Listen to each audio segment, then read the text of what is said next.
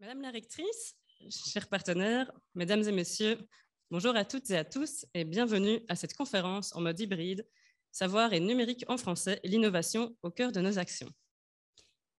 Cet événement co-organisé avec Francophonie sans frontières clôture le mois de la francophonie et s'inscrit également dans la programmation des activités des 40 ans de la Délégation générale Wallonie-Bruxelles au Québec. Il a été rendu possible grâce à la collaboration de l'Université du Québec à Montréal, du Centre de la francophonie des Amériques, des Offices jeunesse internationaux du Québec, de l'ACFAS de Toronto, de l'Agence universitaire de la francophonie. Je les remercie vivement. Dans le sillage de la publication de la stratégie de la francophonie numérique 2022-2026 et en lien avec les préoccupations de la Fédération Wallonie-Bruxelles, de la Wallonie comme de nos partenaires, cette conférence vise à explorer et à discuter les manières concrètes d'aboutir à un espace numérique plus inclusif et à faire de la transformation numérique un réel vecteur de développement, d'accès au savoir et de solidarité dans l'espace francophone.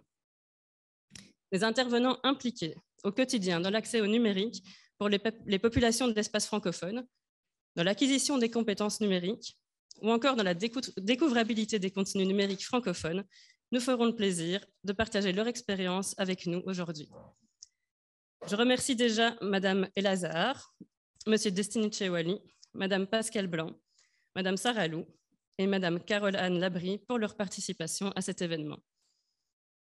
Alors, avant de céder la parole à notre modératrice, Madame Sophie Hamel-Dufour, administratrice coordinatrice adjointe de Francophonie sans frontières au Québec, et de laisser la place à nos orateurs, j'inviterai tout d'abord les représentants de nos partenaires à dire quelques mots en guise d'introduction. Donc, nous entendrons Madame Magda Foussaro, rectrice de l'UQAM, Monsieur Jean-Stéphane Bernard, président directeur général de Logique, Monsieur Paulin Mulatrice, président de l'ACFAS Toronto, et Monsieur Michel Robitaille, président du conseil d'administration du Centre de la francophonie des Amériques. Je remercie nos intervenants, nos partenaires, Madame Amel Dufour et les participants à cette conférence, en ligne ou en présence, et je laisse sans plus tarder la parole à Madame Magda Foussaro, rectrice de l'UQAM.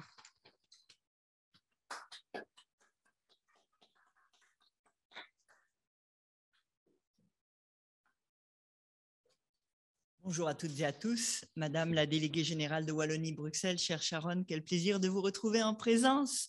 Monsieur le président directeur général de Logique, monsieur le président de l'ACFAS Toronto, monsieur le président du conseil d'administration du Centre de la francophonie des Amériques, monsieur le chef de cabinet, je ne sais pas s'il est avec nous, du président de la francophonie sans frontières, monsieur Benjamin Boutin, madame la consul générale de Hongrie, je viens d'apprendre que vous êtes avec nous, chers panélistes et conférencières et conférenciers, distingués invités, amis de l'UQAM, quelle belle façon de conclure le mois de la francophonie à l'UQAM. J'ai beaucoup aimé, Sharon, lorsque vous avez dit à l'Université du Québec à Montréal, parce que c'est souvent ce que je dis en premier lieu, pour ensuite dire l'UQAM.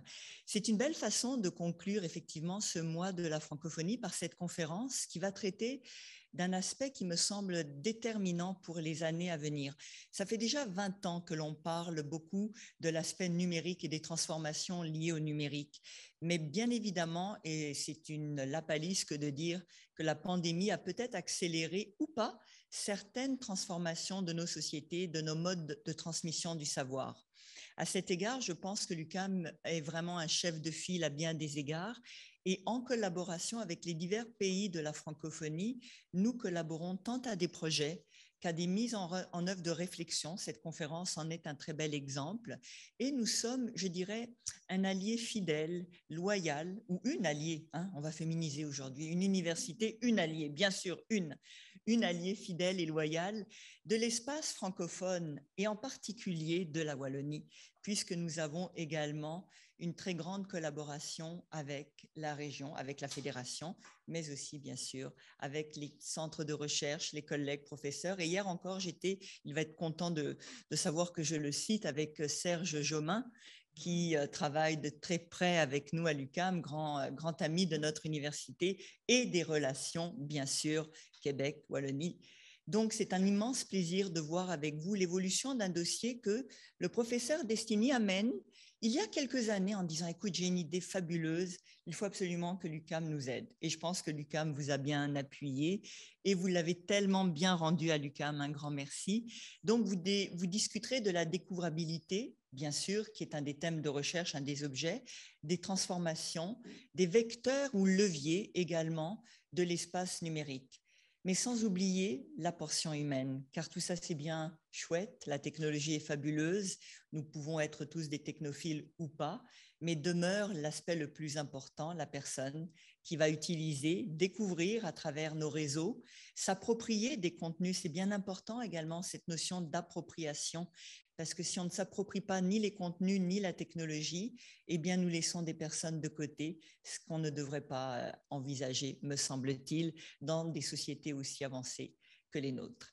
Alors, en conclusion de ce mois de la francophonie, un grand merci à tous nos partenaires, de très beaux débats, et je vous prie de m'excuser de ne pouvoir y assister. Aujourd'hui est une journée un peu chargée avec différentes annonces et conférences, donc je dois malheureusement vous laisser. De très beaux échanges et nous poursuivons bien sûr nos collaborations. Merci à toutes et à tous. Mesdames et messieurs, bonjour. Je suis vraiment très content d'être parmi vous ce matin. Logique est très fier d'être partenaire de ce panel organisé par la Délégation générale Wallonie-Bruxelles et Francophonie sans frontières. Je félicite d'ailleurs tous les organisateurs pour cette très belle activité. Je suis également très heureux de retrouver à cette occasion le Centre de la francophonie des Amériques et son président de conseil d'administration, Michel Robitaille, l'Agence universitaire de la francophonie et l'ACFAS, avec qui nous avons signé des ententes de partenariat et avec qui nous collaborons étroitement en plaçant les jeunes adultes au cœur de nos actions. Cet événement, qui clôture en beauté et en réflexion le mois de la francophonie, permet d'aborder ce matin des thématiques comme la découvrabilité des contenus numériques francophones ou encore l'acquisition de compétences numériques. Thématiques pour lesquelles le partage de connaissances entre des experts issus de la francophonie est indispensable pour avancer sur ces enjeux et rendre l'espace numérique plus inclusif pour les populations francophones. À Logique, nous favorisons ces échanges par notre mission en encourageant la mobilité internationale et nationale des jeunes adultes québécois et des jeunes francophones. Nous leur proposons plusieurs programmes qui visent à les soutenir dans le développement et la réalisation de projets innovants et durables qui relèvent les défis posés par la transformation numérique dans nos sociétés, et ce, en leur permettant de rencontrer d'autres jeunes ayant les mêmes préoccupations. Logique contribue ainsi au renforcement de ce magnifique réseau mondial francophone de plus en plus tissé serré.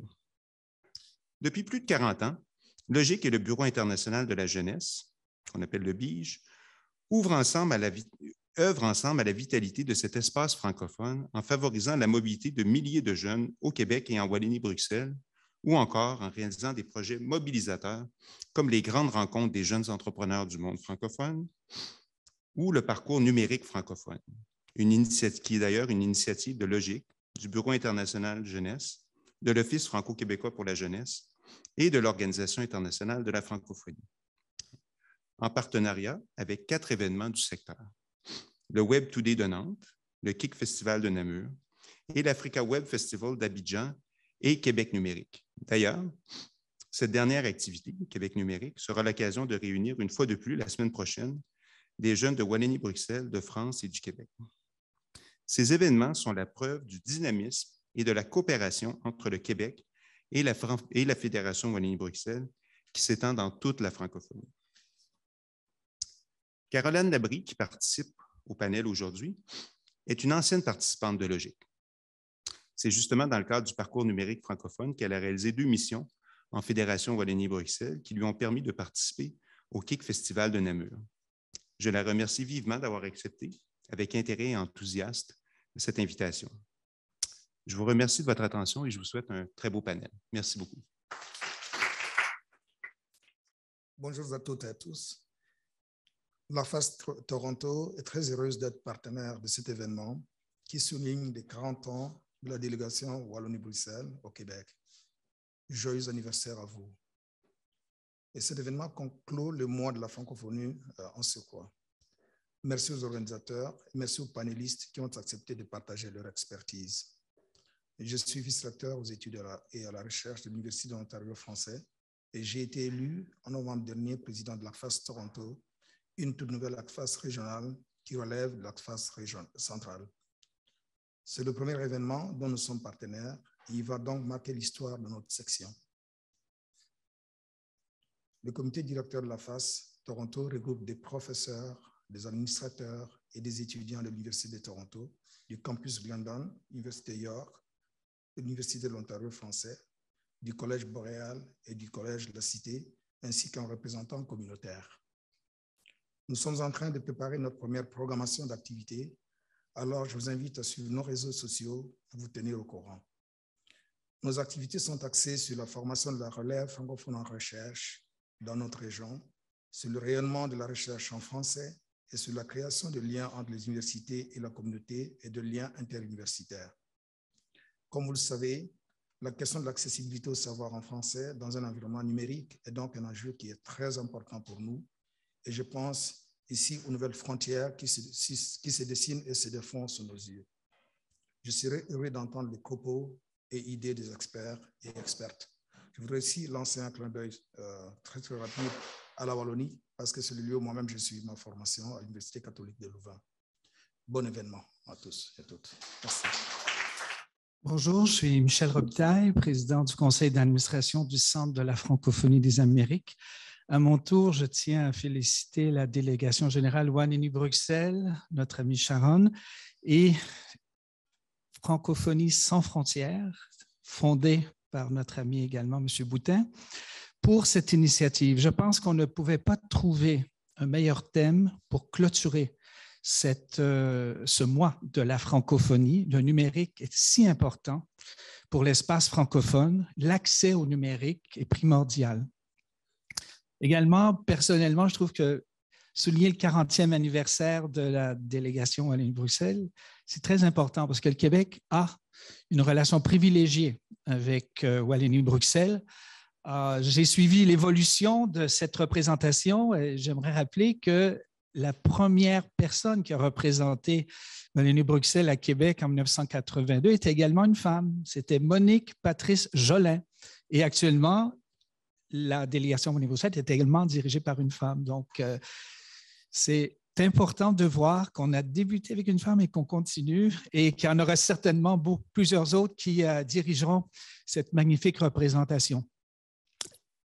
Le Centre de la francophonie des Amériques a été créé en 2008 et tout de suite, nous avons opté pour les nouvelles technologies, pour le numérique, afin de rejoindre les 33 millions de francophones et francophiles qui se trouvent sur le continent. Donc, nous avons la volonté de rapprocher, de briser l'isolement des francophones et francophiles du Québec, du Canada, des États-Unis, d'Amérique latine et de la zone Caraïbe.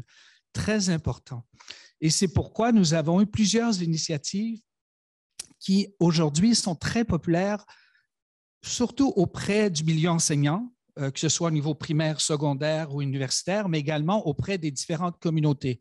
Je pourrais citer, par exemple, la Bibliothèque des Amériques, qui est une bibliothèque exclusivement composée d'ouvrages numériques, 16 000 ouvrages numériques écrits, rédigés par des francophones des Amériques et édités par l'une des 200 maisons d'édition des Amériques. Et ces ouvrages sont très utilisés en milieu d'enseignement pour des professeurs, des étudiants qui ont accès, souvent ils sont isolés, soit en Amérique latine ou soit ailleurs, pour avoir cette accessibilité à la littérature francophone et surtout, grâce à nos programmes, pouvoir rencontrer les auteurs. Ça, c'est quelque chose qui est très apprécié. Nous permettons aux professeurs qui présentent un livre numérique à lire à leurs étudiants de rencontrer l'auteur de ces livres-là grâce à nos programmes. Également, nous faisons de la formation avec les technologies modernes, des formations pour jeunes entrepreneurs, formations pour professeurs, formation pédagogique, formation pour jeunes journalistes également, qui sont très populaires. Donc, nous utilisons ces nouvelles technologies pour pouvoir briser l'isolement des francophones et francophiles qui, souvent, dans les Amériques, vivent en situation minoritaire. Et je terminerai en disant que même au niveau de la démocratie, le centre, imaginez, lorsqu'on a des élections, puisqu'on a 65 000 membres qui sont un peu partout dans les Amériques et qu'on a au sein de notre conseil d'administration des personnes représentant l'Ouest canadien, l'Acadie, l'Ontario, Haïti, la zone Caraïbe, les États-Unis. Donc, lorsqu'on fait des élections, et déjà en 2008, nous avons procédé par numérique, par vote numérique sécurisé. Et je pense qu'on est peut-être l'une des premières organisations au Québec à avoir opté pour les élections virtuelles et qui fonctionnent très bien. D'ailleurs, nous avons actuellement des élections en cours pour 3 postes. Alors, nous sommes vraiment dans le numérique et je suis vraiment très intéressé par ce qui sera dit tout à l'heure au cours des échanges sur cette volonté que le numérique soit accessible partout dans l'espace francophone. Donc, je vous remercie de l'invitation et je vous dirais que je suis très heureux d'être associé à toutes celles et ceux qui ont pris la parole avant moi, parce que ce sont des partenaires aussi du Centre de la francophonie des Amériques et c'est ensemble qu'on peut faire rayonner la langue française et surtout permettre à tous ces francophones et francophiles de se rassembler et de mieux se connaître. Merci beaucoup.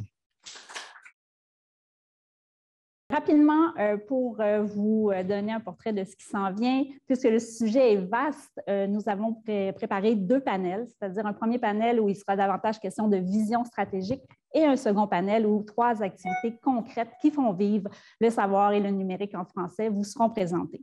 À la suite du second panel, je demanderai aux 5 panélistes de se joindre à moi afin de se porter, de lever le regard et de regarder 10 ans en avant pour voir où pensent-ils nous serons rendus à ce moment-là. Il y aura une période de questions du public, à la fois les gens qui sont avec nous en salle et les gens qui sont avec nous en ligne. Pour les gens qui sont en ligne, on vous demanderait d'indiquer votre nom et l'organisation pour laquelle soit vous travaillez ou dans laquelle vous êtes impliqué. Et à la suite de la période de questions du public, nous aurons un mot de la part de Benjamin Boutin, qui est le président de Francophonie sans frontières, via la voix de son chef de cabinet qui est avec nous aujourd'hui à Montréal. La durée escomptée de la conférence est d'environ 75 minutes, ce qui nous mènerait vers 12h15 du côté de Montréal, 18h15 du côté de Bruxelles. Peut-être dépasserons-nous de quelques minutes, alors restez avec nous jusqu'au bout. Nous aurons des échanges fort intéressants. Et si vous me voyez vérifier mon téléphone, ce n'est pas que je lis des textos, c'est vraiment que je suis le chrono. Donc, c'est bien maintenant le moment de vous présenter les panélistes de la portion Vision stratégique. Alors, nous avons la chance d'avoir avec nous Mme Ella Zahar, qui est professeure agréée et responsable du pôle d'études et de recherche en culture numérique à la toute jeune Université de l'Ontario français. Mme Zahar nous parlera de l'accès au savoir en français. Également, nous avons la chance d'avoir avec nous M. Destiny Chewali, qui est professeur au département des communications de l'Université du Québec à Montréal, UQAM, pour reprendre comme la rectrice le soulignait, et qui est co-titulaire de la chaire UNESCO en communication et technologie pour le développement. M. Chewali nous parlera de la découvrabilité des contenus. Alors, M. Chewali, vous pouvez vous avancer et je demanderai à Mme Zahar de nous parler de l'accès au savoir en français. La parole est à vous. Merci beaucoup à tous les organisateurs pour cette table ronde. C'est un lieu d'échange qui va certainement nous apporter des éléments de réponse à tous nos questionnements sur le numérique et la culture numérique. Alors, effectivement, donc, je suis Ella Zahar, professeure agrégée et responsable du pôle d'études et de recherche en culture numérique à l'Université de l'Ontario français. Puis comme vous savez, nous avons notre première cohorte, nous avons lancé donc un programme de baccalauréat spécialisé en culture numérique. Alors, on est en plein dans le vif du sujet. Par rapport au savoir en culture numérique, je crois que c'est très important de regarder un peu plus quelles sont les compétences qu'on veut vraiment donner à la future génération, en fait, qui va sortir et quelles sont les transformations liées au numérique dans la vie professionnelle. Donc, c'est pour ça que c'est intéressant à l'UOF parce qu'on a non seulement le carrefour du savoir et de l'innovation qui nous permet de donner des éléments de réponse de qu'est-ce qui se passe dans la vie professionnelle et on connecte ça avec nos cours et nos programmes pour essayer donc de donner un maximum de compétences qui sont en lien avec la vie professionnelle. Maintenant, par rapport au numérique, c'est sûr que oui, le numérique, c'est un gros défi. La culture numérique, surtout, c'est un gros défi. En d'autres termes, parce qu'il crée des liens, il crée des relations sociales. Personne ne peut nier ça. On est tout le temps en contact, on crée des liens, etc. Cependant, ce qu'on se pose comme question de nos jours avec nos étudiants, c'est quel lien, quel type de relations sociales on veut créer, puis quelles sont les nouvelles interactions sociales qu'on aimerait avoir. Parce que, comme a dit Mme Magda Foussarou, effectivement, c'est de mettre l'humain au centre de notre interaction. Et donc, déjà, de comprendre avec nos étudiants, c'est ça par rapport au savoir, c'est déjà de sensibiliser nos étudiants qu'un média numérique, il a ses règles de fonctionnement et ces règles-là établissent la nature des liens sociaux. Ça, déjà, c'est vraiment comme notre première année ici dans notre baccalauréat, de prendre conscience à nos étudiants qu'un média, quand on l'utilise, on exerce des pratiques. Donc, c'est quoi nos pratiques? Donc, on développe différents types d'ethnographie numérique, à commencer par le téléphone intelligent, parce que nous, on met au centre de notre apprentissage le téléphone intelligent. Puis, on veut en fait qu'il y ait une rétroaction par rapport aux pratiques des étudiants. Est-ce que ces interactions sont conformes, acceptées? Est-ce qu'elles sont promues par ce média? Qu'est-ce qui fait ce média-là? Qu'est-ce qui favorise comme type d'interaction, etc. Hier seulement, on travaillait ça avec nos étudiants par rapport au téléphone intelligent et c'était une très bonne remarque qui peut même faire objet d'un questionnement de recherche, c'est qu'à partir de leur ethnographie numérique de téléphone intelligent, ils ont réalisé qu'ils étaient un groupe de 2 de différentes cultures. Nous avons plusieurs étudiants qui arrivent de l'étranger, francophones bien sûr, et des étudiants qui sont ici. Et c'est ça qui est intéressant, c'est de les mettre ensemble. Et on remarquait que comme certains ont des liens familiaux avec l'étranger, les plateformes qu'ils utilisaient ne sont pas les mêmes, les médias sociaux, avec un étudiant où sa famille est ici. Rien que ces prises de conscience-là, à partir de terrain, nous amènent tranquillement à développer un cadre d'analyse à partir des observations et de développer donc la connaissance et du savoir au niveau des pratiques numériques et de ce que font les médias numériques. Je donnerai encore un autre élément. Pour conclure, Mme Zahar? Oui, je conclurai en fait, oui, je conclurai qu'en fait, le but de notre programme au niveau d'études de recherche en culture numérique, c'est vraiment de développer l'esprit critique. Ça, c'est un élément extrêmement important.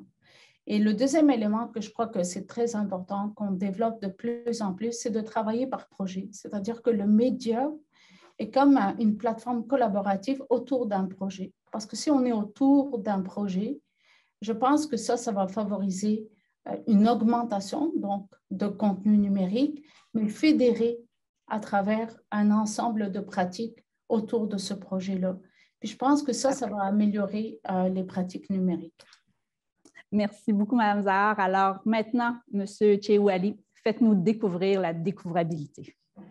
Tout un projet, vous mettez la barre très haute, chez Mme Amel Dufour, mais je vais essayer effectivement de me prêter à cet exercice de vulgarisation par rapport à une notion, mesdames, messieurs, qui devient de plus en plus cruciale à prendre en compte pour nous francophones.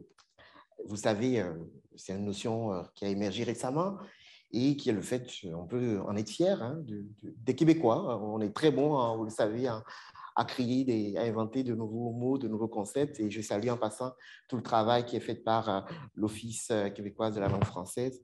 Alors, découvrabilité. D'abord, de quoi qu'on parle? Vous savez, on est dans une ère où la profusion de contenu, d'informations, de savoirs encyclopédiques qui sont accessibles à portée de clic, nous donne une certaine illusion, et je souligne vraiment le mot illusion, que finalement, toute l'humanité peut accéder équitablement à la connaissance et qu'il suffit peut-être d'avoir juste les équipements qu'il faut, qu'il suffit d'être peut-être les natifs du digital ou simplement savoir saisir quelques mots-clés dans les moteurs de recherche pour avoir justement accès au savoir. Et ça, c'est sous-estimer et ignorer l'importance des processus justement de découvrabilité qui permettent la rencontre entre un public et un contenu. Vous le savez aussi certainement, l'Internet, le numérique, a modifié profondément notre rapport au savoir, dans le sens où le temps long, le cycle long de la production, de la diffusion et de la circulation de savoir se substitue de plus en plus au temps immédiat, au temps que nous passons à bitiner d'un contenu à un autre dans une multitude de contenus en ligne. Et donc, la découvrabilité ici réfère non seulement à la disponibilité en ligne des contenus, mais aussi à leur capacité intrinsèque du contenu à être justement trouvable en ligne, à être repérable. Les Anglais parlent de findability notamment. Mais au-delà de cela, il faut intégrer ici à la découvrabilité la dimension fortuite de la découverte. C'est-à-dire, quand vous et moi, nous allons sur Internet et que, sans connaître le titre d'une chanson, d'un livre, d'un auteur, d'un film, qu'on se voit proposer, qu'on se voit recommander des contenus. Là, la découvrabilité prend tout son sens dans le sens où on est face à des mécanismes un peu invisibles, hein, ces fameux algorithmes, ces fameux nouveaux intermédiaires prescripteurs de la culture, de l'accès au savoir, hiérarchisent, classent, sélectionnent et nous recommandent, nous proposent des contenus. Et l'enjeu ici, là où on doit s'en préoccuper en tant que francophone, c'est parce que la tendance actuelle à l'uniformisation linguistique de l'espace numérique doit vraiment nous interpeller. Ce d'autant plus que on remarque qu'il y a un énorme gisement de savoir, et là j'entends savoir-faire, savoir-être, mais surtout savoir-faire, un énorme gisement de talents créatifs, de savoir-faire qui sommeille dans le domaine des cultures de l'espace francophone et qui souffre d'une valorisation insuffisante dans cet espace numérique. Simplement parce que les portails d'accès, vous savez, ces nouveaux géants et ces plateformes numériques, si on suit en fait la tendance à la mondialisation culturelle, eh bien, ces plateformes ne tiennent pas toujours compte de la singularité francophone, de la diversité des expressions culturelles francophones, parce que leur modèle d'affaires repose avant tout sur des critères économiques, sur des critères commerciaux, qui vont certainement, par exemple, mettre davantage en valeur les contenus les plus populaires au détriment des contenus faiblement consultés en ligne, des contenus faiblement connus.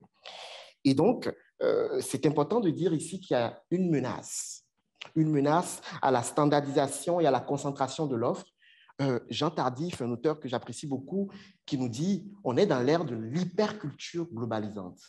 Vous savez, cette culture un peu hors sol, déracinée de tout territoire et qui, justement, peut instaurer une forme d'hégémonie culturelle dont il faut se méfier. Et quand on revenait, je vais conclure peut-être un peu là-dessus dans cette première séquence. Il faut le dire, hein, aujourd'hui, quand vous prenez les 10 millions de sites les plus visités en ligne, il n'y a que 2,7% de sites de langue française, de contenu qui proposent de contenu de langue française. Et il ne suffit pas juste d'être présent ou d'être disponible en ligne. Encore faut-il être visible, encore faut-il être recommandé pour que quelqu'un qui cherche un contenu belge, un contenu québécois, un contenu ivoirien, se voit recommander davantage ce genre de contenu au détriment de contenus plus américanisés, etc. Et donc, je parlerai avec plaisir après de comment remédier à cela, si vous le voulez bien. Merci beaucoup, M. Tchewali. Madame Zahar, vous avez fait mention de cette importance-là, même si on parle d'une culture numérique, donc peut-être plus virtuelle, de l'importance de créer des liens et des rapports sociaux. Spontanément, on pourrait tenter de penser qu'il y a peut-être un paradoxe entre la vitesse à laquelle la vie numérique se déroule et le nécessaire temps long pour créer des liens durables. Alors, est-ce que vous abordez cette dimension-là et comment vous y répondez avec vos étudiants? Tout à fait. Parce que c'est super intéressant cette question dans le sens comment le numérique va nous favoriser des liens, OK?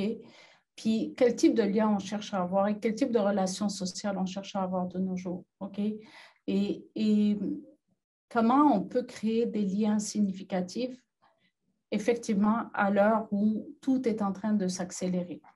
À mon avis, c'est ça qu'on fait, nous, avec nos étudiants, puis même au niveau du développement de nos recherches, là, on développe ce genre de recherche avec le téléphone intelligent, etc. Tout d'abord, c'est de comprendre vraiment, comme je l'ai dit tantôt, c'est vraiment de comprendre que le média, il a ses règles de fonctionnement. Okay?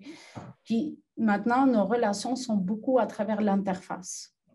Mais on peut avoir, et l'interface, elle régit quelque part la nature de nos liens sociaux. Donc, quand on va créer des interfaces, en l'occurrence, nous, avec les étudiants, il faut qu'on les amène à réfléchir quel type d'interface tu veux créer.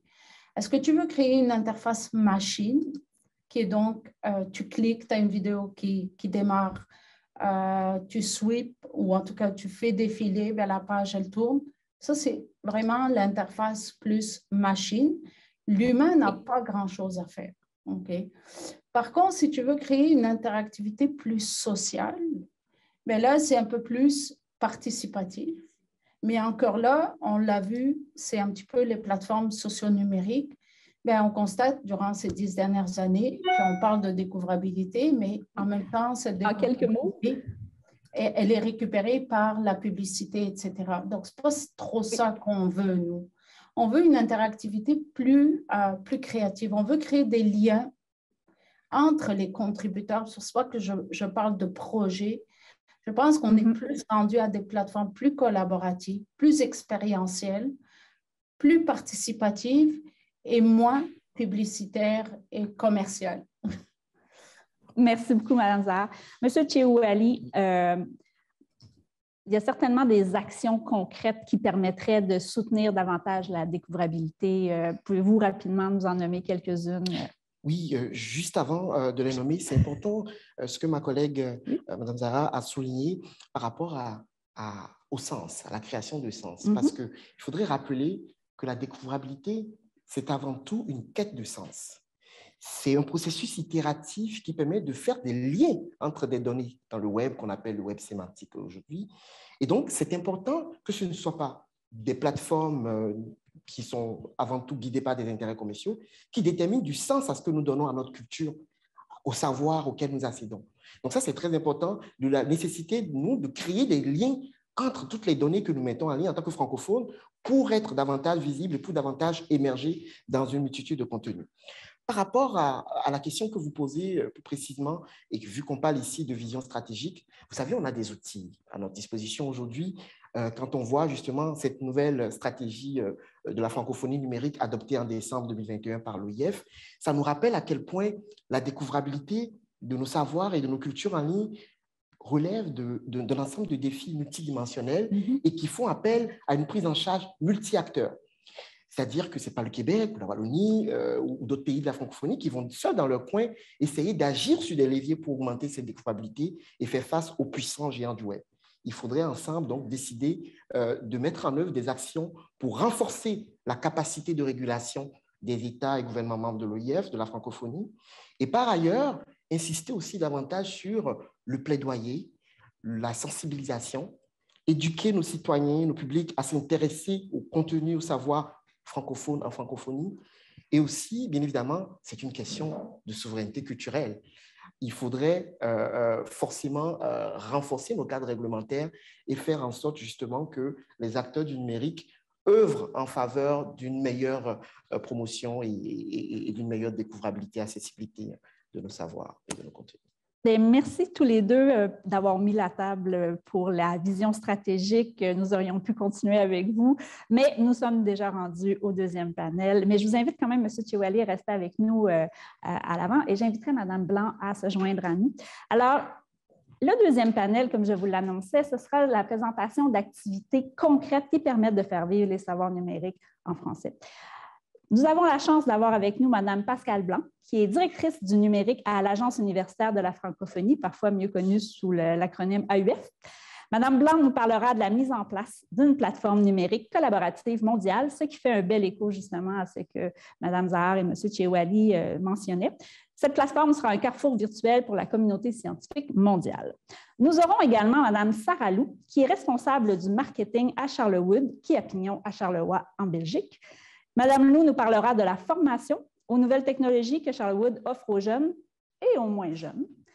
Et enfin, nous recevons Mme Caroline Labrie, qui est conseillère senior en communication et marketing pour la semaine numérique à Québec et chargée de projet du Web à Québec.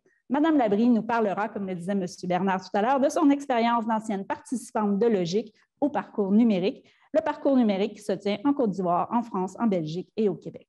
Alors, Mme Blanc, la parole est à vous. Bonjour tout le monde, ici et ailleurs. Merci beaucoup pour l'invitation. Donc, je suis Pascal Blanc, donc directrice du numérique à l'AUF, cette agence universitaire de la francophonie. Nous avons plus de 1000 membres, des universités, des centres de recherche et différents autres types d'organismes partout dans le monde. Avant justement d'aller plus au cœur de la plateforme, donc c'est important de comprendre que tous nos membres sont partout, donc le numérique, clairement, est un moyen de liaison fort important. Et nous rentrons là dans une nouvelle stratégie, la stratégie 2021-2025, et je la présente aussi parce que ce que je vais vous dire après, cette fameuse plateforme, c'est quelque chose qui va permettre finalement de soutenir beaucoup d'actions de cette stratégie. Et je vais rappeler juste quelques mots-clés, et après je le réindiquerai justement en étant un peu plus concrète sur la plateforme. Donc justement, dans notre stratégie, c'est pour co-créer de la valeur ajoutée pour et par la francophonie. L'AUF met principalement en œuvre les modalités suivantes: réseautage, expertise, projet, internationalisation, plaidoyer, solidarité. Donc finalement, après, cette plateforme est comme un défi, on va dire, parce que c'est le numérique, il faut bien l'encadrer, le maîtriser pour qu'il arrive justement à tous ces objectifs, mais ça va être quelque chose pour justement soutenir toutes ces modalités-là. Donc, son objectif est de relier nos membres, qui sont donc partout sur la planète, dans 10 régions du monde, de les mettre en liaison, de mettre en liaison avec eux également nos partenaires. Et donc ça veut dire qu'on va, à travers cette plateforme, offrir un certain nombre de services virtuels, services qui peuvent exister déjà, mais qui sont un petit peu dispersés sur beaucoup de supports ou dont l'accès est dans beaucoup d'endroits, on va dire. Et en même temps, cette plateforme va permettre de relier des espaces physiques. Donc, on part là d'un concept qu'on a beaucoup développé pendant la pandémie et sûrement qui va être là pour rester, l'hybridité. Donc, ça veut dire qu'au niveau de cette stratégie, on continue sur des espaces physiques qui existent un petit peu partout dans le monde, les campus numériques francophones. Ils sont maintenant appelés 5.0 parce qu'on va plus regarder dans ces campus d'aller plus vers des technologies innovantes. On parle beaucoup de réalité virtuelle, de réalité augmentée, de mettre l'étudiant ou l'apprenant au centre. Donc, c'est des fois des technologies, mais c'est des fois juste des approches qui sont importantes. Et il y a une création de nouveaux types d'espaces qui s'appellent les CEF, les centres d'employabilité francophones, pour lesquels pas mal ont été lancés dans les derniers mois. Donc, cette plateforme doit à la fois relier ces espaces et donc plus avec de l'hybridité. Il y aura des gens dans ces espaces, mais comme aujourd'hui, il y aura des gens en présence, puis il y aura des gens à distance. Donc ça va permettre une certaine richesse pour permettre un accès à plus de monde. Donc, je dirais finalement que les objectifs de cette plateforme qui est en cours de déploiement, on continue à finaliser ses besoins, c'est vraiment pour arriver à donc, ce qui nous a été mis en évidence par rapport à ceux qui en ont entendu parler. C'est vraiment des objectifs de réseautage, faire des liens. Donc, ça donne des accès à ce moment-là plus à la collaboration. On collabore pour apprendre ensemble, pour chercher ensemble ou autre. L'accès au savoir, bien sûr. Donc, ce savoir qui va être issus d'un peu partout, finalement, dans différents espaces et puis dans différents services, et l'accès aux opportunités. Donc, on pense aussi à relier, donc nos membres sont segmentés entre les jeunes, les étudiants, les enseignants, les professeurs, les chercheurs, le milieu socio-économique. Suivant les différents types de clientèle, les services vont être un petit peu différents. Donc, si je donne 2-3 idées là pour que ça soit plus concret, un jeune justement qui cherche un stage pourra trouver à travers cette plateforme un stage qui est donné ailleurs, et alors qu'il aurait du mal à le trouver. Donc ça, c'est plus le côté opportunité. Les chercheurs pourront collaborer plus facilement en étant mis en lien à travers cela, et le savoir à travers les différentes bibliothèques. J'ai entendu parler de ça à plusieurs reprises. Ça va être à la fois donc, des ressources numériques qui peuvent être scientifiques, pédagogiques ou autres, et ça pourra, on l'espère aussi, mener à un certain nombre de co-créations qui se font déjà, mais avec cette liaison, cette collaboration, le savoir va pouvoir aussi se créer ensemble. Donc voici, je ne sais pas si je suis dans mon Vous temps. êtes tout à fait dans les temps. C'est un petit peu donc l'objectif de cette plateforme qui donc doit relier et nos membres et donc permettre à mieux valoriser aussi les services qu'on offre déjà, mais qui sont un petit peu sur différents supports. Donc ça a un rôle fédérateur, de collaboration et de mise en liaison et d'accès donc savoir-partage et réseautage. Merci beaucoup, Madame Blanc. Maintenant, Madame Lou, pouvez-vous nous présenter Charlewood? Bonjour tout le monde. Déjà, ça fait plaisir d'être là. Merci pour cette invitation, pour cet échange. Et c'est ouf parce que, voilà, encore une fois, le digital a frappé. On est super loin, mais on est ensemble aujourd'hui et ça fait vraiment plaisir. Alors, Charlewood, c'est une antenne de Molengeek qu'on a ouvert en janvier 2021. Molengeek, Charlewood, c'est le même système. C'est un écosystème technologique qui rend le digital accessible à tous, et ce, avec 3 piliers principaux. On va avoir le premier pilier, on organise beaucoup d'événements dynamiques pour intéresser les gens aux nouvelles technologies. Parce que des gens préfèrent investir 1 heure, 2 heures, voire un week-end de leur temps pour découvrir quelque chose de nouveau, que tout de suite se former à une grande formation de 6 mois, 8 mois ou plus. Et donc, ça leur permet vraiment de découvrir les nouvelles technologies dans une bonne ambiance avec des gens comme eux qui n'y connaissent rien et de les intéresser dans un premier temps avec des hackathons, des startup week-ends, etc. Et une fois qu'ils sont venus dans ces événements, soit ils veulent développer leurs compétences, on les redirige vers les formations, soit ils veulent développer leur idée, leur startup, et on les dirige vers l'incubateur, tech toujours. Les formations, du coup, on a des formations pour devenir full stack web developer ou digital marketer, avec toujours une pédagogie adaptée, particulière. Notre cœur de cible, c'est des personnes qui ont décroché à l'école, qui ne sont pas dans le système de l'éducation, qui ne sont plus sur le marché de l'emploi. Et en fait, notre cœur de métier, c'est de les cibler eux et de pouvoir les prendre et les former. On se donne ce challenge-là. On se dit qu'il y a énormément de talents inactivés qui sont un peu des charges pour la société aujourd'hui. Mais nous, on est convaincus qu'ils n'ont juste pas eu la bonne pédagogie, la bonne méthodologie pour activer leurs talents. Et donc, on les cible, on les forme et on les remet sur le marché de l'emploi. Mais bien sûr, après, voilà, ça c'est notre cœur de cible. On va avoir même parfois des universitaires qui viennent, qui veulent se réorienter. On va avoir des personnes qui ont travaillé beaucoup d'années, qui veulent faire du reskilling et qui viennent ici, ou du upskilling. On a vraiment un tas de profils différents. Donc ça, c'est ce que fait Charlewood. Charlewood a une particularité, c'est qu'il est en partenariat avec l'RTBF.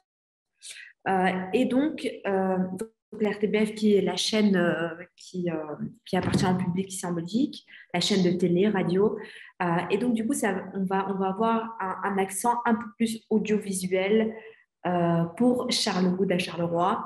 Et donc, ça veut dire quoi? Ça veut dire qu'on va énormément parler de new media. On va voir comment organiser une émission en direct sur Twitch, comment gérer les réseaux sociaux, comment créer du contenu.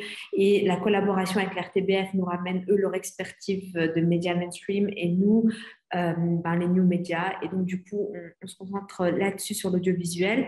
On va voir aussi des technologies plus spécifiques comme Unreal Engine. Je ne sais pas si vous entendez un peu parler d'Unreal, mais si vous avez regardé le dernier Mandalorian de Star Wars, par exemple, il a été tourné avec la technologie Unreal. Donc, c'est plus des écrans verts. Avant, on tournait avec des immenses écrans verts, on faisait des incrustations. Et bien aujourd'hui, on a des écrans énormes qui fait qu'on a en direct en fait les décors qui se chargent à l'arrière en même temps qu'on tourne le film. C'est une technologie qui est aussi fort utilisée pour les jeux vidéo, etc. Donc voilà, on est aussi sur des technologies très niches. En tout cas, là où il y a de l'employabilité, nous, on investit notre temps et notre énergie pour former les gens et leur rendre accessibles. Comment on fait pour rendre accessibles les technologies à nos jeunes? On leur enlève toutes les barrières qui amènent. Donc, la première barrière qu'on enlève, par exemple, c'est la barrière marketing, où on a cette idée que les technologies sont réservées à un public plutôt universitaire qui peut faire de grandes études, etc. Eh bien, nous, on essaie vraiment de faire sauter un peu ces barrières en rendant les techs très cool, avec des tags partout, avec une ambiance une autre ambiance dans le bâtiment pour leur dire « Cool, guys, c'est aussi pour vous ». On enlève la barrière, tout est gratuit ici. Donc, tout, nos formations, l'incubateur, le cowork, même le café gratuit, il n'y a absolument rien qui est payant. Notre business model, c'est d'aller trouver l'argent ailleurs, de s'autofinancer, mais on ne fait rien payer aux participants. On a la barrière matérielle, on a énormément d'ordinateurs qu'on prête à nos étudiants pour qu'ils puissent développer leurs compétences et leurs projets. La barrière temps. Et en quelques mots? Oui, donc on a énormément de barrières. En vrai, donc il y a la barrière temps où c'est ouvert limite H24, le dernier qui a fini, il claque la porte. Donc si quelqu'un travaille ou si quelqu'un est à l'école, il pourra toujours venir développer ses compétences sur son projet à toute heure. Et en fait, ce qu'on fait réellement quand on enlève toutes ces barrières, c'est qu'on enlève toutes les excuses. Voilà, ils n'ont plus d'excuses. Merci beaucoup, Madame Lou. Et maintenant, Madame Labrie, alors nous sautons de la Belgique à Québec. Madame Labrie, je vous laisse nous parler du parcours numérique et de votre expérience. Oui, en fait, je tiens tout d'abord à remercier Logique pour l'invitation et la délégation Wallonie-Bruxelles. Donc, moi, j'ai participé au KIC Festival à Namur en 2018 et en 2019. Initialement, lorsque j'ai participé à cette mission-là, je ne travaillais pas dans le numérique, je travaillais dans le milieu de la culture. Donc, cette opportunité-là m'a permis, en plus de découvrir la Belgique, qui est un pays magnifique, ça m'a permis de développer un réseau de professionnels du numérique auquel je n'avais pas accès initialement. Donc, en participant au KIC à Namur, j'ai rencontré autant des architectes qui utilisent des outils du numérique pour leur travail que des gens qui, ça fait des années qui sont dans le domaine du numérique et qui ont beaucoup de connaissances à partager. Ces gens-là provenaient justement autant du milieu, provenaient par contre de plusieurs places dans la francophonie. Donc, que ce soit des gens du Québec qui étaient avec moi en quittant le Québec pour s'en aller en Belgique, que des gens qui provenaient des îles Maurice, de la France, de la Belgique. Et c'est une opportunité pour créer un réseau. Moi, cette opportunité-là m'a permis notamment de m'immiscer dans le milieu de l'événementiel numérique. Et c'est par là que j'ai découvert justement l'employeur pour lequel je travaille actuellement, Québec numérique, et justement le Web à Québec et la Semaine numérique. Par contre, ce que j'ai remarqué donc, de mon expérience personnelle, c'est que les événements sur le numérique sont encore très nichés. Le grand public se sent quand même peu interpellé même lorsqu'ils sont visés par ces événements-là. Par exemple, j'étais au KIC à Namur et malgré les grandes installations, parce que le KIC, c'est très impressionnant quand on arrive à Namur, là, on voit que ça a pris l'emprise de la ville parce qu'il y a quand même un parcours tout dans tout le secteur. Les gens qui ne travaillent pas dans le numérique n'avaient pas nécessairement connaissance que cet événement-là se tenait en Belgique, en Namur. Aussi, c'est l'expérience du parcours numérique francophone, ça m'a permis d'apprendre par les pairs. Donc, on mise beaucoup sur, oui, on assiste à des conférences, il y a des professionnels qui sont habitués d'aller parler, qui font des conférences magistrales, pardon. Mais on ne parle pas du fait qu'il y a beaucoup de connaissances collectives à travers tous ces professionnels qui se retrouvent dans le cadre de ces événements. Donc, l'apprentissage par les pairs a été très intéressant et justement, ça permet d'améliorer la littératie numérique puisqu'on fait un partage de connaissances et aussi un partage d'outils. Donc, on apprend quels outils sont utilisés par d'autres professionnels. Des fois, il y a des outils qui sont plus utilisés dans certains pays qui ne sont pas nécessairement ici. Donc, ça permet de faire une mise en commun de tout ce qui existe et de s'assurer justement qu'on est capable de le repartager par la suite quand on revient dans notre quotidien. C'est tout ce que j'avais à mentionner. Oui, en fait, j'avais fini mon point, là, donc, le parcours numérique francophone, de mon côté, ça a été vraiment un tremplin professionnel. Puis justement, c'est ce qui m'amène à parler aujourd'hui. Donc, sans une opportunité comme le parcours numérique francophone, ce genre de cheminement-là ne serait pas possible en tout temps. Merci beaucoup, Madame Labrie. Madame Blanc, vous aurez chacun une question à répondre rapidement. Madame Blanc, ça fait environ 1 an que cette initiative a été lancée. Qu'est-ce qui suscite le plus d'intérêt au sein de votre réseau autour de ce projet-là de plateforme collaborative mondiale et quelles sont les prochaines étapes? Oui, donc c'est ça. Ça fait 1 an que ça a été lancé à travers finalement à la fois une étude de faisabilité, un appel à manifestation d'intérêt, parce qu'on voulait aussi savoir un petit peu sur le marché logiciel, qu'est-ce qui existait déjà, comme il y a beaucoup de logiciels en fait de plateformes ou autres. Et de ce fait, ce qui semble justement plus intéresser nos membres à l'heure actuelle et nos partenaires, c'est ce côté justement d'accessibilité en fait, et de découvrabilité, donc d'être plus en mesure directement d'aller voir dans les différents services qu'on propose, que ça soit plus clair. Donc cette plateforme justement peut venir pour en fait donner un point d'entrée. Le côté collaboration est intéressant. Donc, ce qu'il faut voir aussi dans cette plateforme, c'est que ça peut être finalement des services qui apparaissent, mais qui peuvent être proposés par l'AUF, mais qui peuvent être proposés par les membres entre eux aussi. Là. Donc, c'est cette idée en fait que ça fait un lieu où justement tout le monde, d'une certaine façon, à partir du moment où les choses sont bien avec des objectifs assez clairs, peuvent se mettre en place. Donc, je pense que le côté collaboration, visibilité, fédération de différentes choses, entrée pour collaborer, pour avoir, donc, comme je disais tout à l'heure, l'accès au savoir, au réseautage et aux opportunités est quelque chose donc, qui a beaucoup… qui plaît. Qui plaît.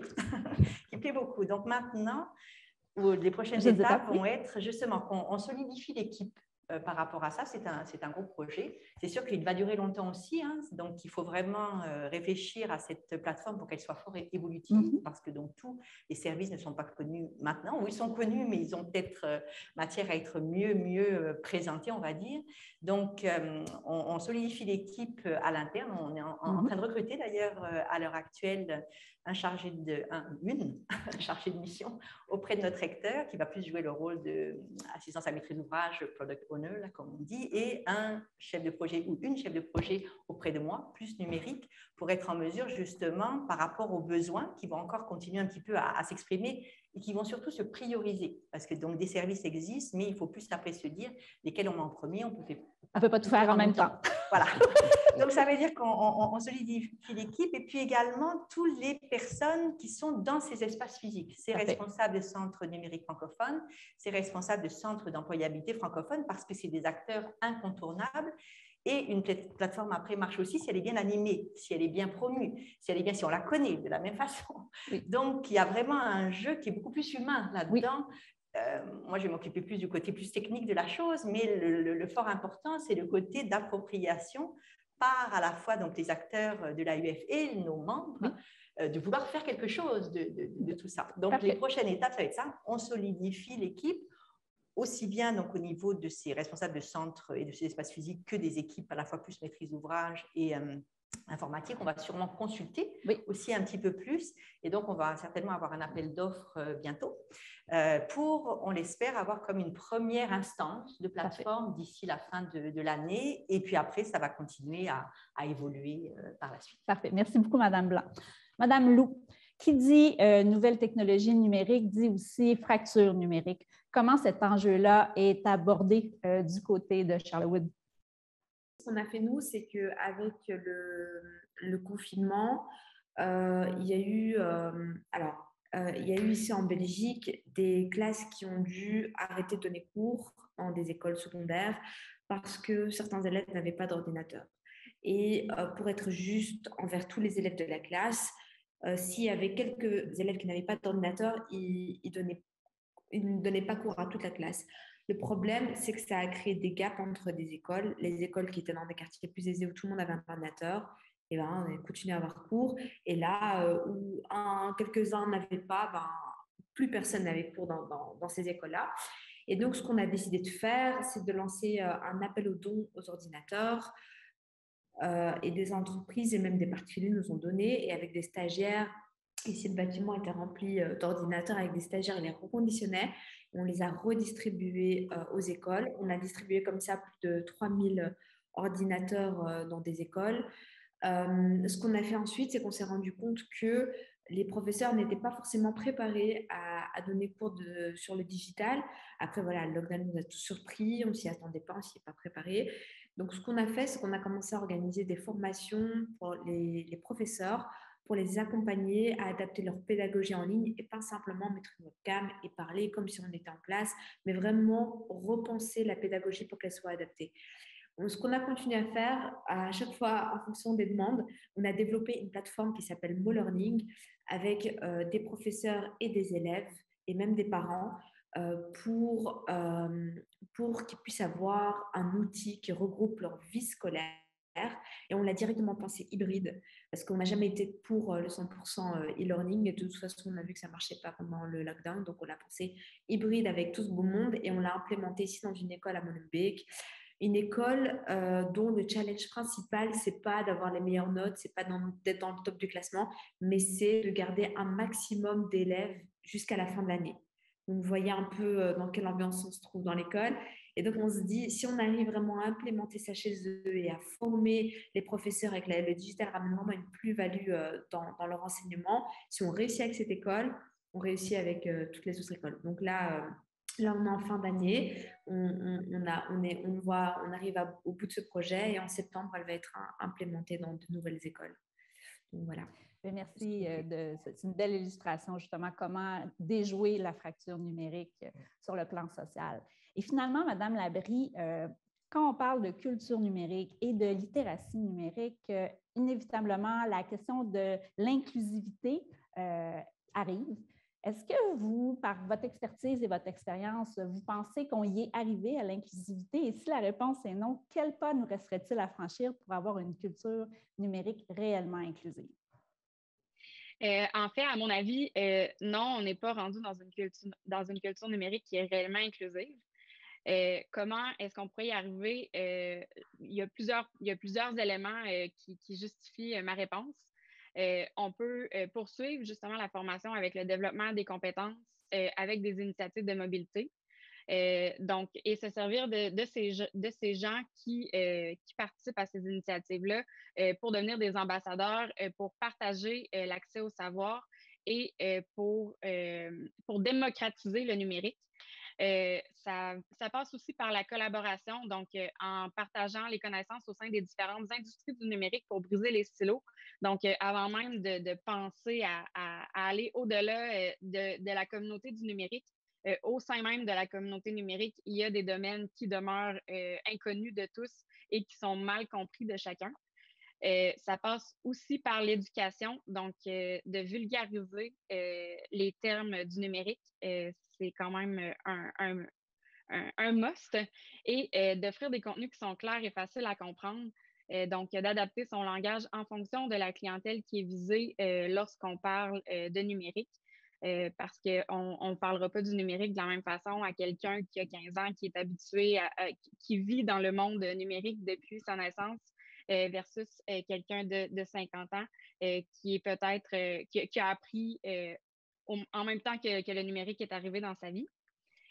C'est aussi de contrer la désinformation. Là, on parle souvent de la désinformation, mais en contrant la désinformation, ça va permettre aussi aux gens qui n'ont pas confiance dans le numérique, parce qu'il y a aussi beaucoup de réticence envers le numérique, de désamorcer les craintes, notamment en ayant des discussions franches, donc en ayant ces discussions franches avec les gens qui n'ont pas de confiance envers le numérique.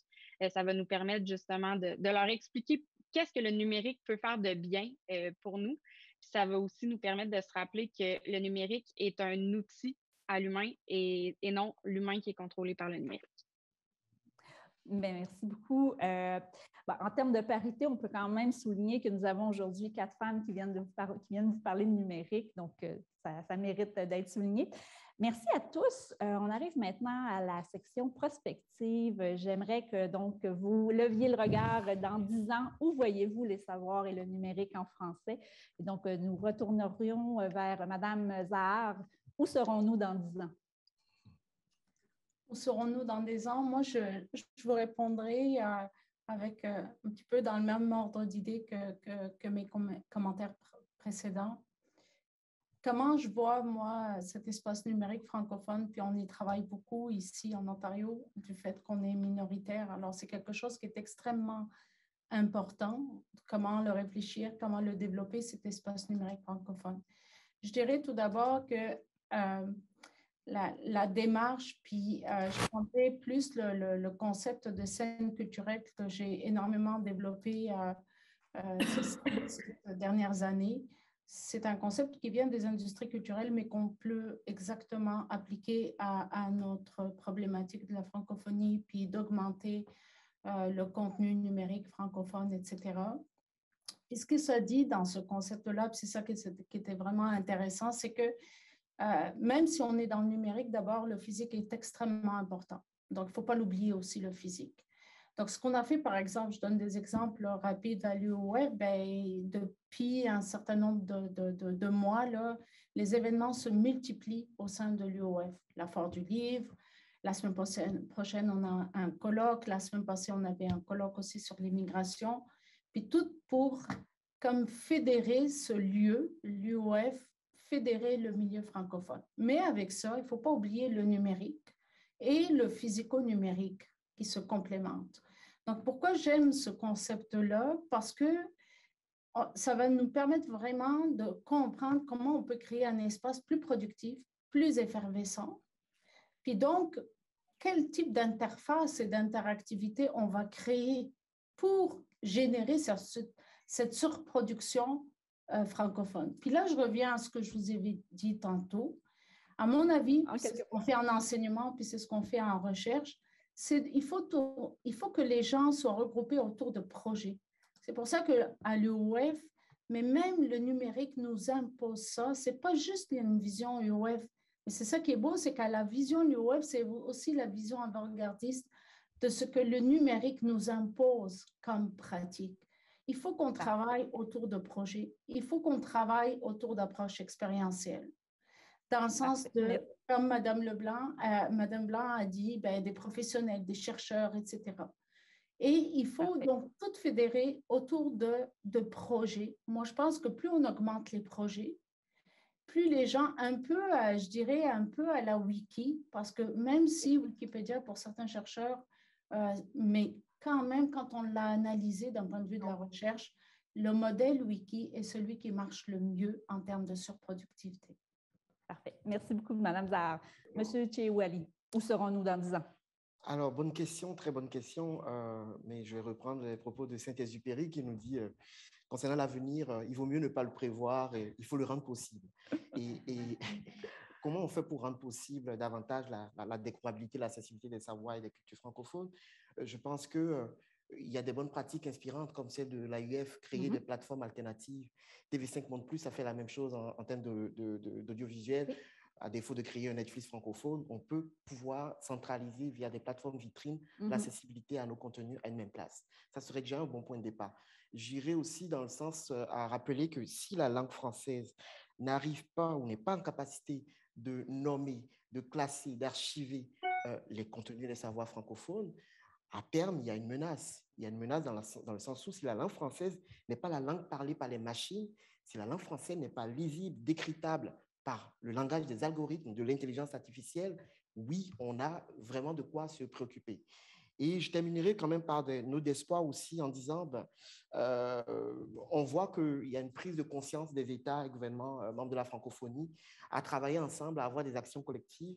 Nous, à l'UQAM, on est en train de mener une réflexion avec l'OIF en profondeur sur leur programmation quadriennale à venir pour déployer justement une initiative de plaidoyer qui va aller dans le sens, et beaucoup de gens l'ont dit ici, de renforcer la littératie numérique, d'accroître la littératie numérique des citoyens francophones, mais aussi d'accroître aussi, comme je le disais tantôt, la question de régulation pour permettre à nos citoyens de pouvoir, dans l'environnement numérique, accéder au contenu francophone. On se réjouit aujourd'hui d'avoir 321 millions de locuteurs de la langue française. On a sorti avec mes collègues du comité scientifique de l'Observatoire de la langue française le dernier rapport sur l'état de la langue française dans le monde. Il y a beaucoup de points positifs dans ce rapport-là qui nous montrent que ce qui reste à faire, le chemin qui reste à faire, c'est plus un chemin qui va passer par la valorisation de notre capacité à innover. Voilà. Merci beaucoup, M. Tchewali.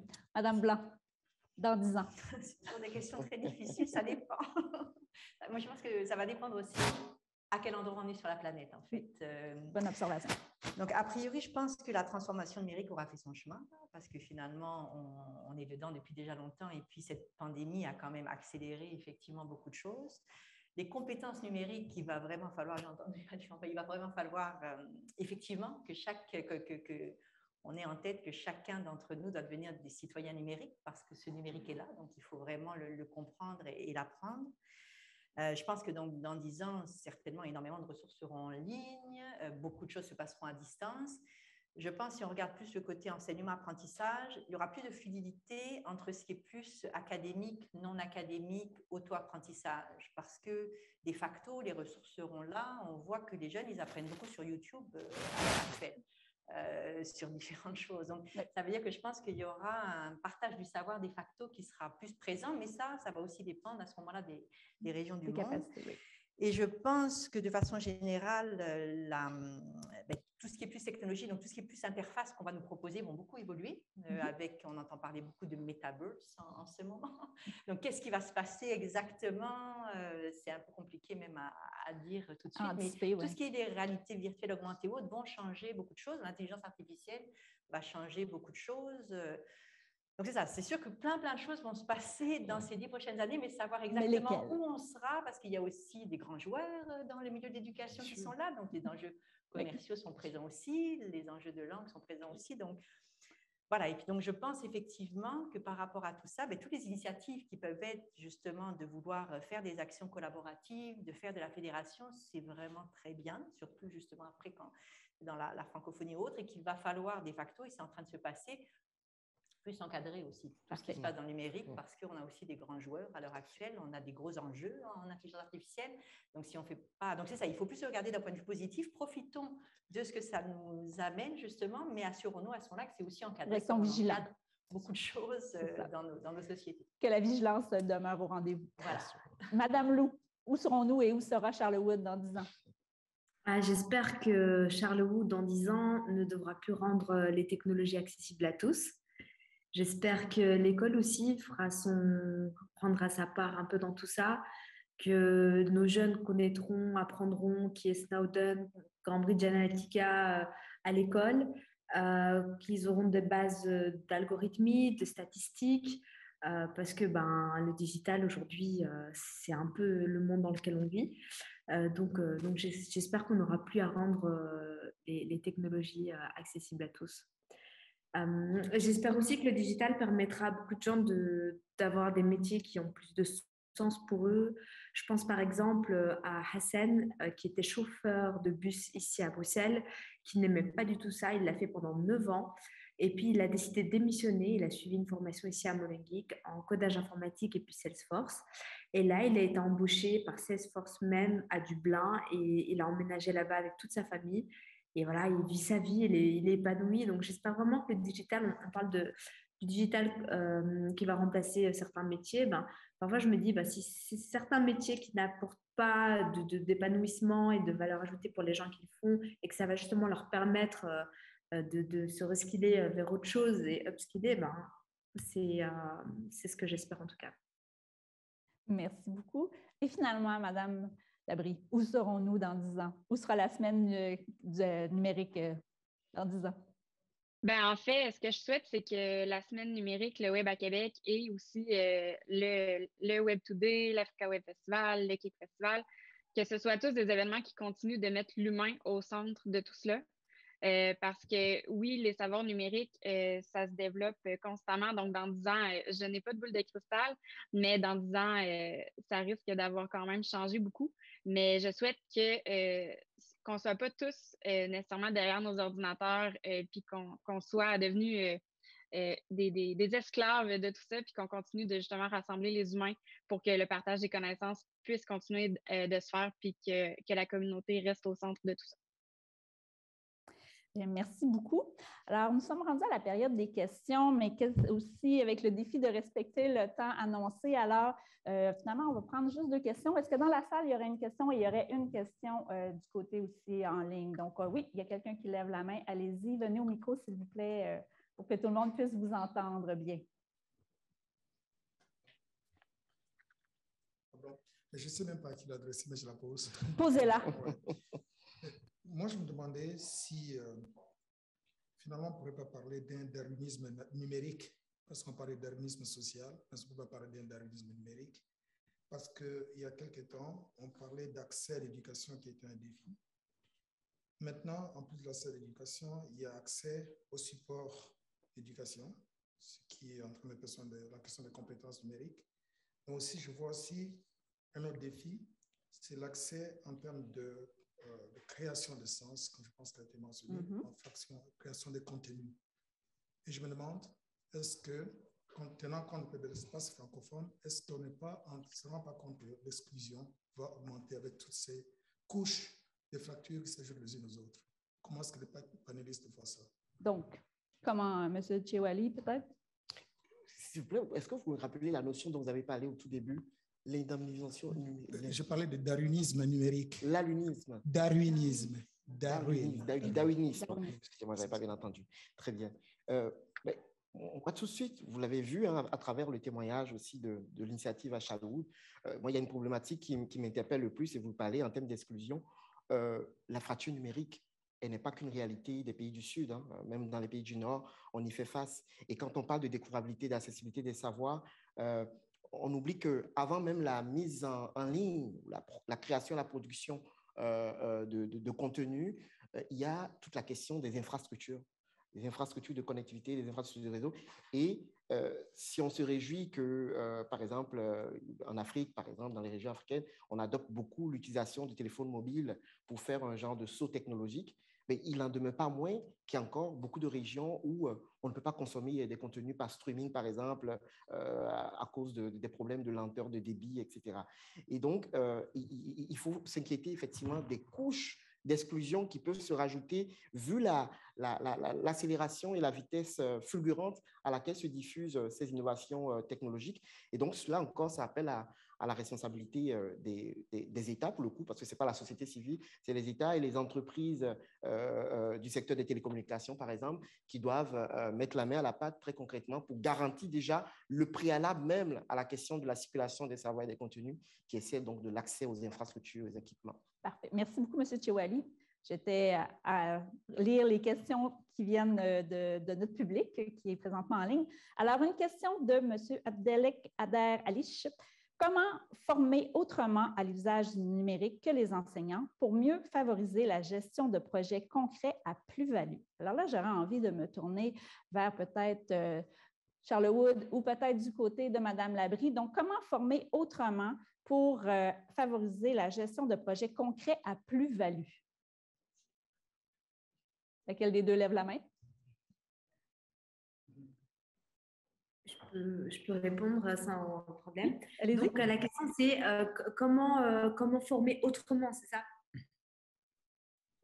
Comment former autrement pour avoir des projets concrets? Pour oui. Mieux favoriser la gestion de projets concrets à plus-value.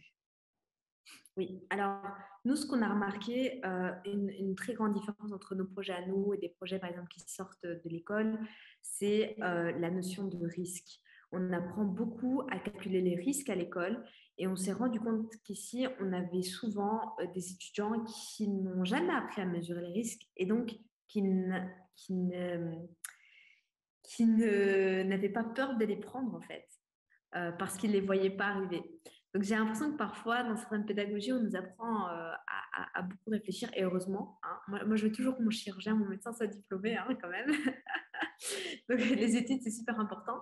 Mais pour certaines notions comme l'entrepreneuriat, comme la réalisation de projets, etc., cette notion de risque, elle revient énormément. Et je me rends compte que nos profils qui n'ont pas été à l'école et qui n'ont pas appris, justement, et qui ont appris à rater, parce que c'est ce qu'ils ont souvent fait avant d'arriver ici, c'est qu'ils ont raté. D'ailleurs, la première chose qu'on fait quand ils arrivent, c'est qu'on leur fait bien comprendre qu'ils sont dans un safe space et qu'ils peuvent recommencer à risquer et qu'ils sont bien entourés, même s'ils continuent à rater, et on essaie de leur redonner confiance en eux, etc. Donc, rater, c'est quelque chose qu'ils savent faire, et donc ils n'ont plus peur de faire une fois qui se lancent dans ce type de projet. Donc, je pense que voilà, c'est la pédagogie à adapter, à peut-être repenser par rapport à ce qu'on connaît déjà. Donc, ne plus avoir peur du risque.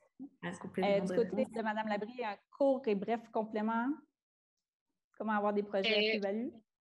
Oui, ben en fait, comme Mme Zahar a parlé un peu plus tôt, c'est vraiment de travailler par projet, justement, d'avoir des cellules qui sont dédiées à un projet où est-ce que chaque membre est imputable de sa partie du projet. Je crois que c'est la meilleure façon d'y aller. Il y avait vraiment plusieurs belles questions qui étaient en ligne, mais on va vraiment essayer de respecter le plus possible notre chrono. On arrive au moment donc, du mot de clôture. J'inviterai donc Romain Crouton, qui est le chef de cabinet de Benjamin Boutin, président de Francophonie sans frontières, à vous présenter le mot que Benjamin aurait souhaité pouvoir vous livrer en personne. Mesdames, Messieurs, bonjour. Merci d'avoir accepté notre invitation. Donc, notre président Benjamin Boutin m'a chargé de transmettre ses sentiments aux intervenants de ce matin francophone ainsi qu'aux partenaires qu'il connaît et apprécie et à tous les participants de cette activité en ligne et en présentiel. Les matins francophones, c'est une initiative de Francophonie sans frontières depuis 2018 et c'est toujours un plaisir de pouvoir les organiser avec nos partenaires et ici notamment la délégation Wallonie-Bruxelles au Québec. Benjamin Boutin m'a également chargé de vous transmettre ce message.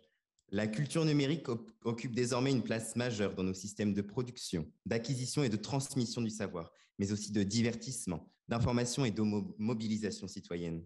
Le numérique nous offre des potentialités extraordinaires, notamment en matière d'innovation. Néanmoins, rappelons-nous toujours que le numérique est un outil et non une fin en soi.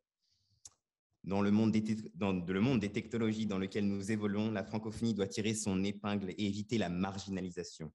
Cela dépend de nous, de notre capacité à créer des contenus numériques attrayants, à favoriser leur découvrabilité, à donner le goût aux nouvelles générations d'utiliser le numérique dans l'optique de préserver et de valoriser la diversité linguistique et culturelle, trésor de notre humanité.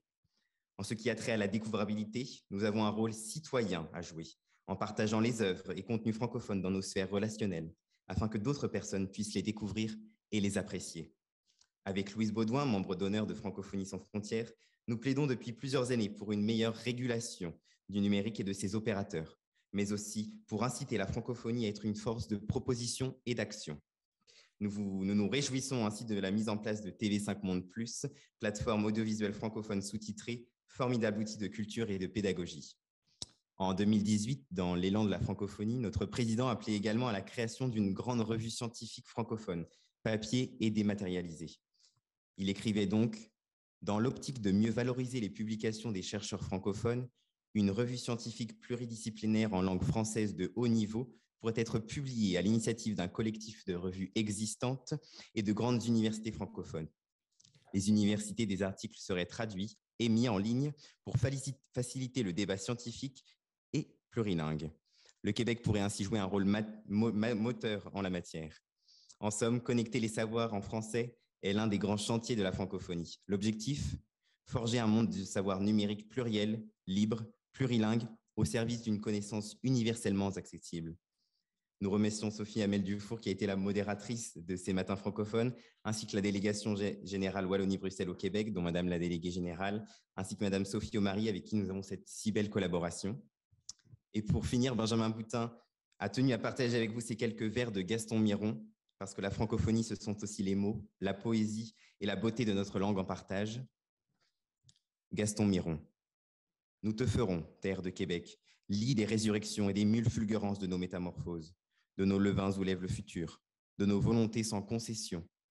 Les hommes entendront battre ton pouls dans l'histoire. C'est nous, ondulants dans l'automne d'octobre, c'est le bruit roux de chevreuil dans la lumière, l'avenir dégagé, l'avenir engagé. Gaston Miron, l'octobre dans l'homme rapaillé. Merci. Alors, c'est ainsi que se conclut ce matin francophone sur les savoirs numériques en français, l'innovation au cœur de nos actions. Je tiens, au nom de la délégation générale Wallonie-Bruxelles au Québec et de Francophonie sans frontières, à remercier nos 5 panélistes, Mme Blanc, M. Tchéouali, Mme Zahar, Mme Labrie ainsi que Mme Lou. Je tiens à vous remercier, vous ici, qui êtes avec nous en salle et également tous ceux qui nous écoutent en ligne. Merci à nos partenaires, sans qui, dans le fond, ce matin francophone n'aurait pas été possible. Alors, permettez que je regarde ma liste. Donc, l'ACFAS, ainsi que plus spécifiquement l'ACFAS Toronto, l'Agence universitaire de la francophonie, le Centre de la francophonie des Amériques, Charlewood, les Offices jeunesse internationaux du Québec, Logique, l'Université de l'Ontario, l'Université du Québec à Montréal, l'UQAM, spécialement pour leur accueil ainsi que le support technique, c'est très apprécié.